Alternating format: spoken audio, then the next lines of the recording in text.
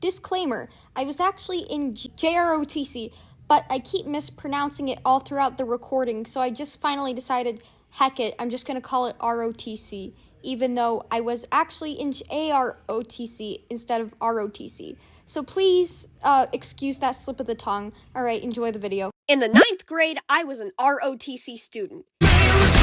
Yeah, that's right. I was a cadet in ROTC when I was in 9th grade. Yeah, that's how we're starting out my origin story. See, a lot of people ask me, Bean, does this mean that you're in the military?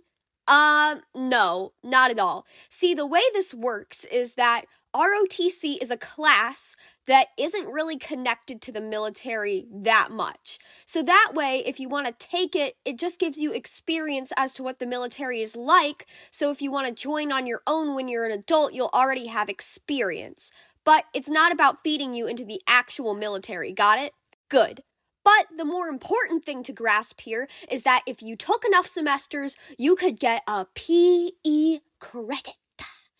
And me, being a lazy little 9th grader that got hit in the non-existent butt with a soccer ball last year, I was through with PE. I was signing myself up for ROTC, yeah! Are you sure you want to take this class? Of course I do. Why do you ask? No reason. Have fun. But despite all of the odds against my favor, I did not rise against them. I mean, come on, look at me. Am I really fit to be an ROTC cadet? I mean, technically anybody can be, but come on. Me? No. I was a terrible cadet, both on the athletic side and on the mental side. I mean, come on, I was flying by the seat of my pants. I'm not organized. I'm not good at working with others. Come on, how can I be a part of a unit if I have so much main character energy? Come on, look at me. The first story that came to mind was when we did physical training. And on physical training days, sometimes we have to run the mile as a flight. And what that means is that everybody has to run in a group. So that means the faster kids have to go a little slower to help the slower kids catch up, and the slower kids have to run a little faster to catch up with the faster kids. And I was one of those kids that had a few too many cups of coffee that morning, so I was outrunning everyone. However, this would be good in a normal mile when you want to show off, but this was different.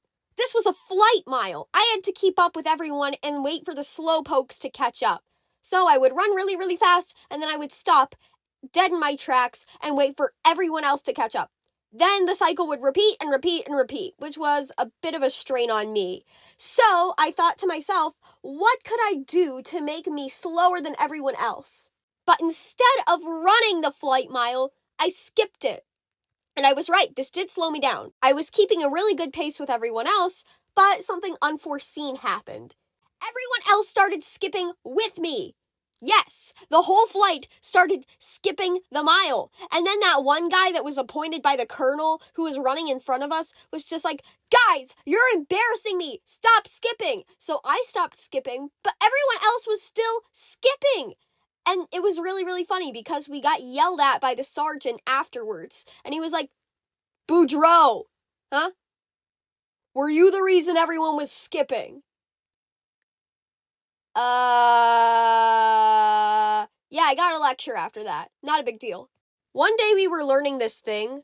Basically, in the military, when you're on the phone with someone and they ask you how to spell something, you have to go, oh yeah, cat is spelled C-A-T. But over the phone, it doesn't really sound very clear. So they'll be like, oh, is that a C? Is that an E?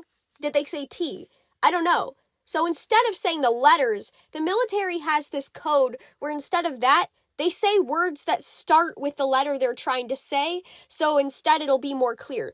Instead of saying, oh yeah, cat is spelled C-A-T, they'll say something like, oh yeah, it's spelled Charlie Alpha Tango. But the interesting thing to note here is that you can't just use any word you want that starts with that letter. There's a set amount of words that you can use.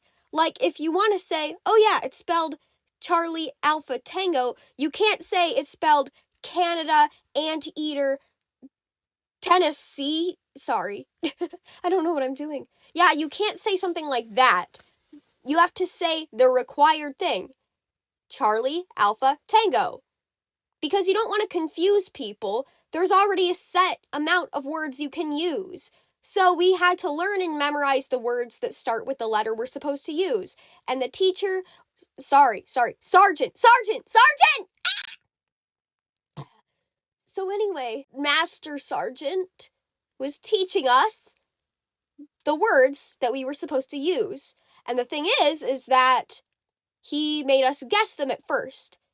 And I was cracking jokes the entire time. All right, Boudreaux, what does the F word stand for? Well, I would say it, but I don't think school will allow me. It's not that, it's Foxtrot.